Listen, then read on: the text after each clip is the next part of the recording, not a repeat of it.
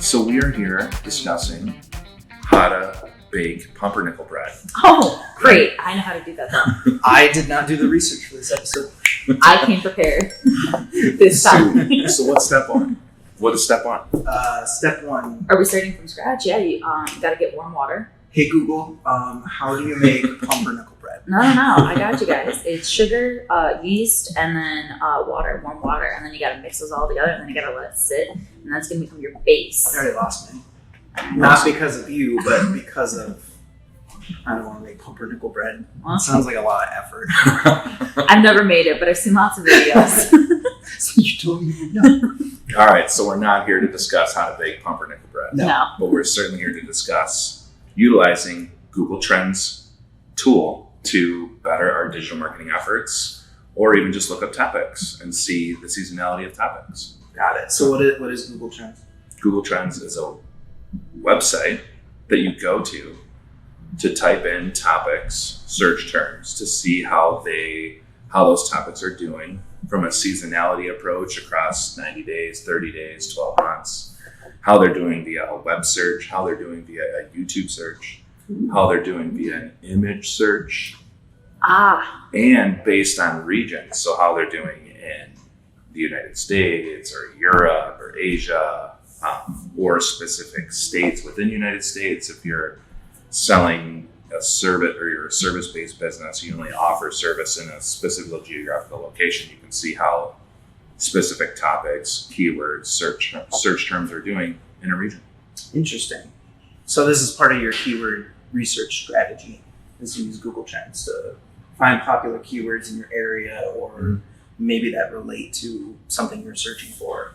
Yep. Could be keyword research, could be naming a business, could be coming up with a team name for youth sports, right? Could be looking at, a blog article that you already have up and potentially modifying it and reusing some of the content, but adding keywords that are really rising now. Okay.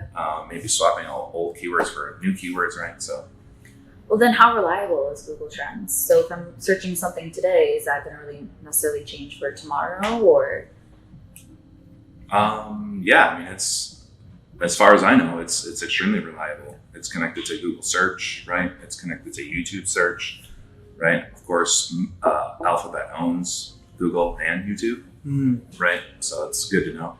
I think the real power is it's got years of data on all of these statistics. So maybe you never know what's going to happen in the future. You never know what trends are going to change, but it gives you a really good predictor of like what has happened in the past, and that data can tell you what might happen. Yep. Towards the future. Yeah, one thing I like to really use it for, and we actually ran through this with a client yesterday, is they have a service, and they're in the telecom industry, and their particular service gets a decent amount of search volume, but it's named a specific thing, while others in the telecom industry know it has four different things. They might call it four starkly different things, right? So we jumped into Google Trends and we compared the four search terms against each other, and there was one clear winner, right? Nobody was searching the other three versions of it. It basically got almost no volume. So it was a clear winner. Like, okay, yeah, so the service should be called this. Yes, you can use those other keywords in, on the page, and also in Google Trends, it has, related queries. It has, related topics. So using those two items, buckets of data along with the other three search terms is going to be pretty beneficial. So it lets you expand on the thing that you're actually looking for. So like if you're a pumpernickel bakery, you could type in pumpernickel bakery, and not only will it give you all that data, like when it's been searched in different seasons and stuff like that, but it'll give you related search terms, basically, that you can, this says pumpernickel shops near me, so I know that maybe I want to include that on my website. I am a pumpernickel shop near you, or something like that. Yeah, or there might be some cookware that is, might see Calphalon in there, or, other type brands. And that's a key to, like, you want to write a blog post. about that particular brand of thing or something like that. 'Cause Right. people are Or searching for using- those two things Right. related to each other, so that's going to Yep. help you get found. Yeah. If you're building an article about baking pumpernickel bread, you might want to have a section about cookware and include Calphalon, right? Right. Because that's actually a related query that Google trying if Calphalon is the actual related query, there might be other cookware that people use for pumpernickel baking. Yeah. Fun story. I didn't know that's how you pronounced it. Kelphalon. Oh, really? Yeah, I've never heard it pronounced. I was literally, wow, what's that? I mean, I know what it is because I know this, like, Oh, the spelling, I guess, but I was just it's like, coming out. I'm a true baker. Over here. I know my cookware. Oh, I hope it's pronounced Calphalon. yeah, uh-oh. Pronouncing it wrong, my whole, Or maybe we're doing it purposely so that Yeah. people can Oh, flame in the comments of Yeah. wherever this is posted. that is true. Engagement. Awesome. So yeah. I mean, you can use it for basically really anything, right? I brought up the youth sports team name. It's like, should we be called, the Astros or the Rangers or the, and you can see, what do people search more for, right? So Yeah, and in that example, especially, you can do it specific to like the state yep. that you're in. So yeah, Could you even get as hyper focused as like a city? I think it does regions of the state. So I don't know if it does cities necessarily. Yeah, but it shows like it's not like county or anything, but it's just, like for Michigan, for example, it's lower right of Michigan, lower center, lower Yeah. left, and then a couple of blocks going up. I was about to say is like, because what make sense for the lower peninsula may not make sense for the upper peninsula, and we're the same state technically, obviously. I think it's just broke it down by state, unless it's changed. Well, you can click on the state, Oh, and okay. it brings the state fuller into view, Mhm. and then it has little sections of the state Oh, okay. where it Like heat map. it changes. Yeah, it's a Yeah. heat map. It changes color to show density of the popularity of the search. Nice. Someone did their research That'd last night. That'd be good. That'd be good data to know. I mean, we mentioned being in a service area, right? But if you need to hone in further in just the state, you can service a region within the state. Yeah, especially if you're by a big city, because then Yeah. you know that those stats are probably related to Right. the big city. not And it's probably necessarily and it's probably necessarily, a good thing for larger states like California, Texas.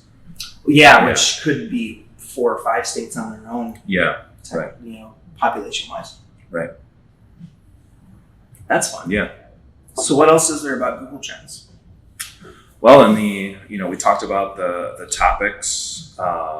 We talked about the related queries, right? So there's a toggle where you can see the top of those 2 buckets, and then there's a toggle where you can switch to the rising, where, there might be top keywords that are, or search terms or topics, whatever, that are kind of related, that might have been there for a while, but you might want to know which ones are rising, which ones are obviously on the rise. So you could quickly write a blog article about, or release a service, or provide that information before, right, other big large publications take it on. To keep up on like immediate trends, Yeah. things that are happening Yep. right now. That's fun. Yep. Do you want to always keep it relevant to what your business is? If you're trying to write blogs, is that going to hurt you, help you?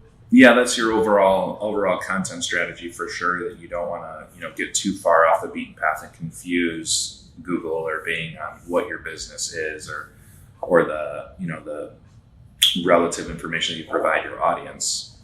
You certainly don't, if you're sticking with their pumpernickel bread, you don't want to certainly put out something that's electric vehicles, because how does that relate, right? Mhm. How does your audience find that?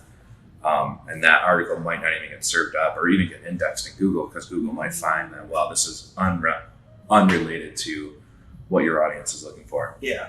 But at the same time, if you do a search for pumpernickel bread and then you see like a related keyword is like dads in the kitchen or something like that. Like those might be, pumpernickel is its own thing. Making pumpernickel might be part of that.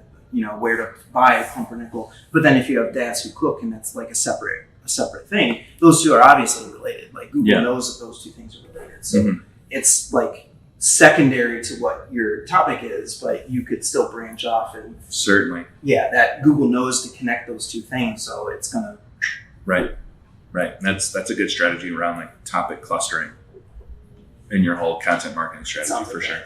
Yeah. You guys are gonna go home and have images of pumpernickel come up on your feeds now. 100%. But of course. Oh Yeah. I don't even like You guys pumpernickel keep bread. on And we're like, saying. hey Jason, you want some pumpernickel bread? And when you guys see the We- Calphalon ad in your feed and you actually buy Calphalon, I will be getting a kickback. That's why. Check the links in the description for our affiliate link. Thank you very much. Oh, That's cool. So yeah. it sounds like a cool tool. Oh yeah. Companies that sleep on it are missing out on an amazing opportunity to really grab insight, right?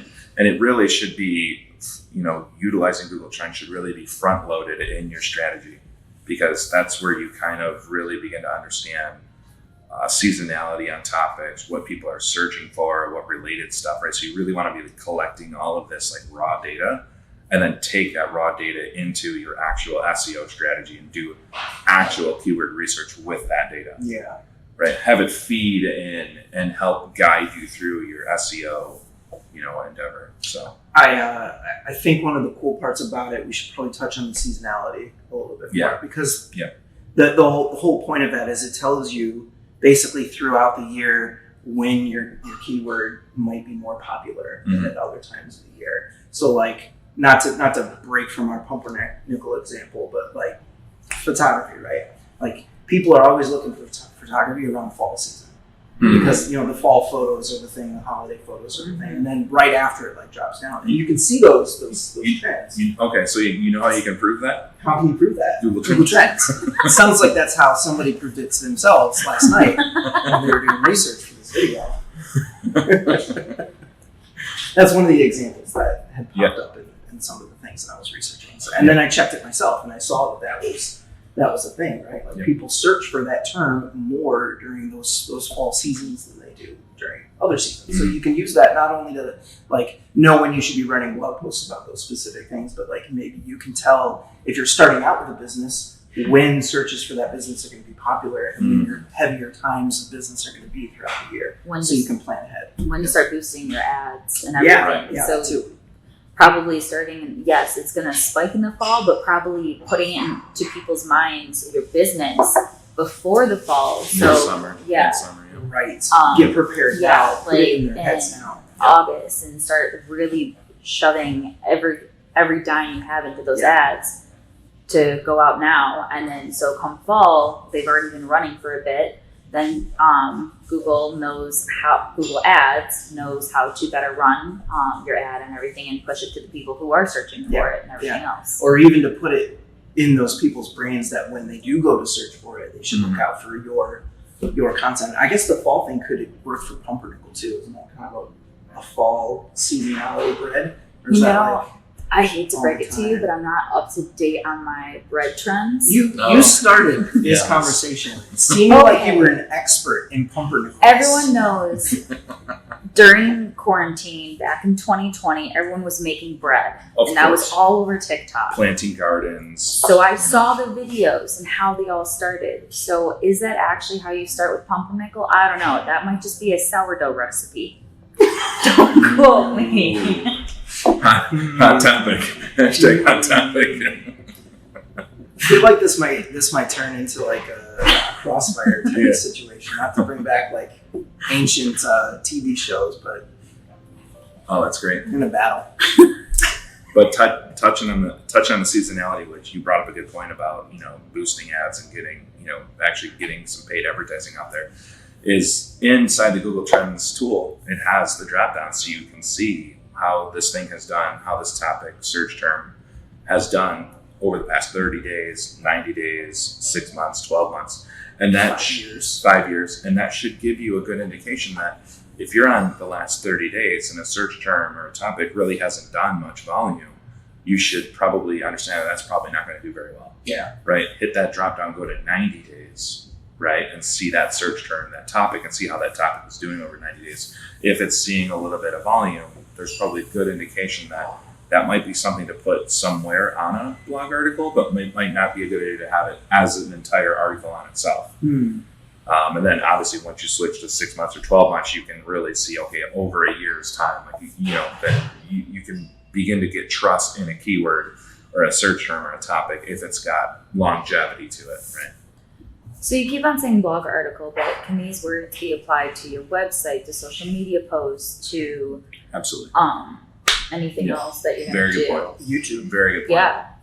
Very good point. Yeah, absolutely. They can be used across, we just say blog articles because it's easily recognizable. Absolutely. But yes, social media posts, you name it, and you brought up YouTube, right? So just like there's the drop down to switch between the different time periods, there's also the drop down to switch between a Google search, a YouTube search, a web search, a YouTube search, an image search, and you can see how that topic. So if you're trying to build up your YouTube channel, right, you can certainly hit that drop down and go to video search or YouTube search. Because YouTube searches are going to be different. Yes. Than Google searches, obviously. So that makes a whole lot of sense. How cool is it that this tool gives you that insight and access to the two biggest search engines that exist in the world? Yep. For free. For free. It's for free. I don't know if this is a good thing to add in, but Bing. What if someone's like, I'm not Google, I want to do this on Bing. I'm assuming this won't help them. That's a very good question. I assume that it's going to help them, whether they realize it or not.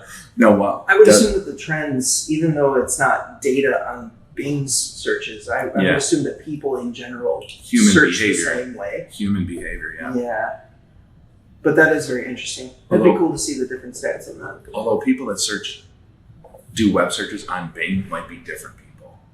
Maybe. Altogether. I was with the company and everyone was like, Google. And then all of a sudden someone goes, has anyone checked their Bing lately? And it was just completely like all the way down. And I was like, that's still a thing. Interesting. Yeah. People are on that and they're like, we have to throw all of our energy into fixing the Bing account and everything. Yeah. So it's still out there. What's the market share on Google versus Bing searches versus Yahoo versus AOL versus this right here is Bing, and then this right here is Google, and then this little bit right here I think is Yahoo. Got it. So focus 3 person hours on getting Bing to be max. Maybe it's okay. Max. Maybe whatever. Yep. And then the rest would just be focused on certainly make sure that you exist in Bing. Certainly make sure that your business profile is set up in Bing if we're talking to business people, not just people that are baking pumpernickel bread at home. Well, could be business. Yeah, it could be business. You should do business because obviously everyone's going to want pumpernickel bread. I'm going to go home and start a business. But make sure your business profile on Bing is set up and ready to go and that it's accurate. You got accurate information there and you have a way for people to contact you through your business profile, through Bing. Don't expect every single sale to come from the world of Google. Expect it to come from somewhere else. Got it. But don't put too much effort into Bing. People do. I mean, I don't know if the stat is still the same. I haven't bought a Windows computer from. Is something melting? I do smell burning. At first it smelled like a bonfire, now it smells like melting plastic. That's not.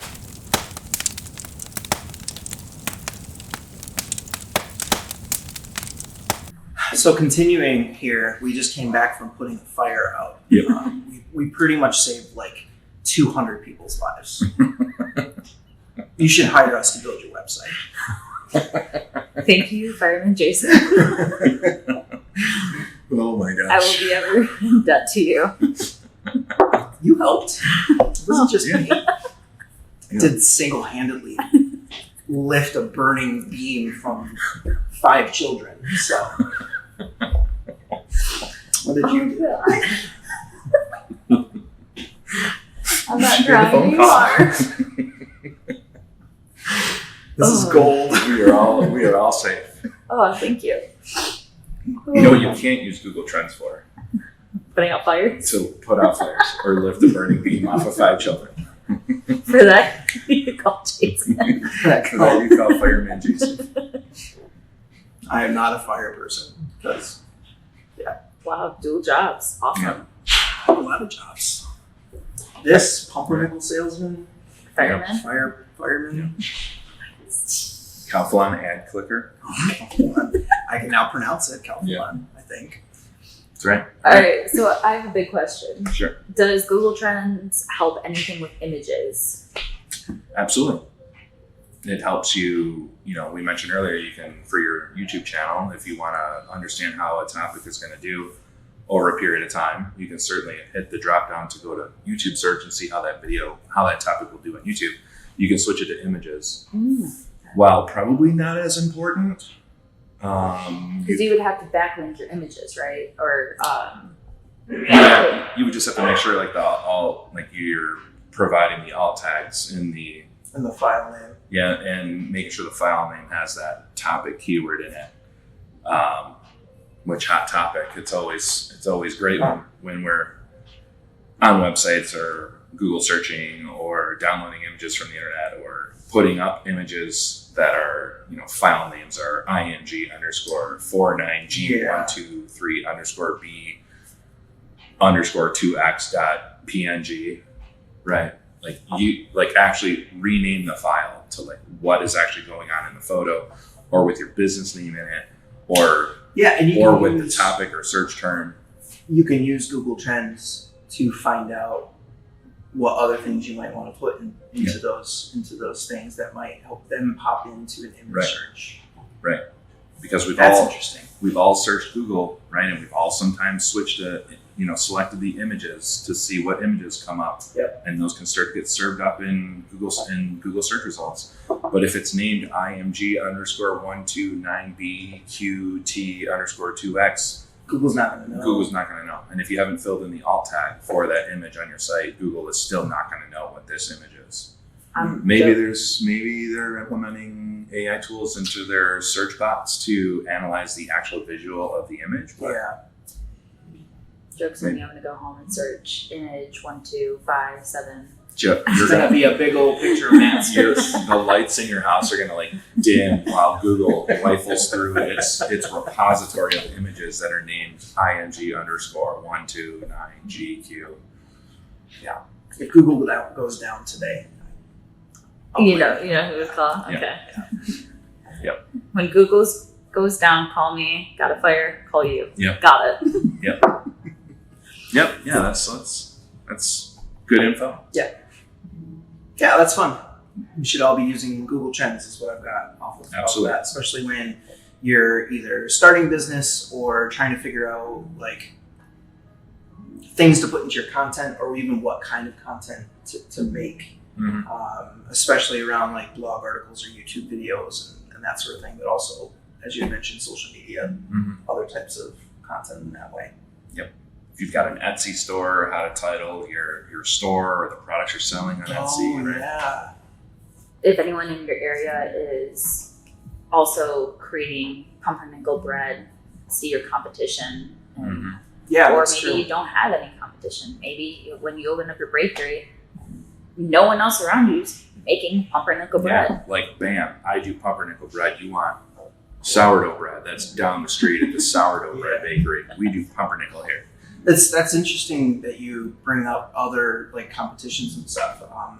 As I was doing my research last night, I was keyword would be photography, and then for a specific area, I would see people have searched for specific photographers related to the search term of photography. Yeah. So seeing that link there, maybe that's a hint that you need to make ads against that person, that person's thing. So when they search for that, maybe you're appearing in the ad space on Google for that, and that's a really good way of kind of figuring that, because that's a very common thing, is to run ads against your competition to have you appear. But then if you know specifically what people are searching for related to your website's core topic, then you know exactly who to target with those.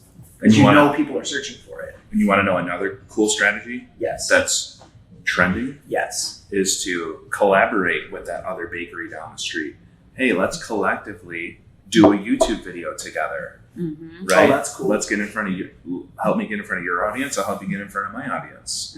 Right? Let's not compete against each other. Let's cooperate.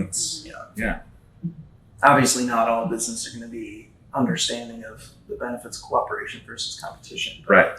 if you can get that to work, that's awesome. Yep. You'd be surprised a lot of people who will follow, like, still play on the pumpernickel is if you have a YouTube page and a TikTok page and that's all you're doing and everyone loves following you and watching your videos and you're going to collaborate with another brand or another influencer or another anything else, That focuses on dads in the kitchen. yeah, then Right. all your followers are going to be drawn to them because you're validating another company and showing that this is another thing that I'm interested in, that this is a safe partner to go with. If you like me and like what I do and like this, you're also going to like this company. Nice. And then the same thing would go for if they did the same thing with your company. So it's just bringing a huge rush of a new wave of like people you didn't think that you would have the potential to see go back and forth.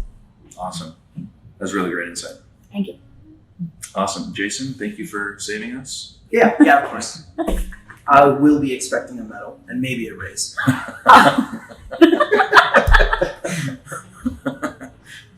Awesome. Thanks for tuning in.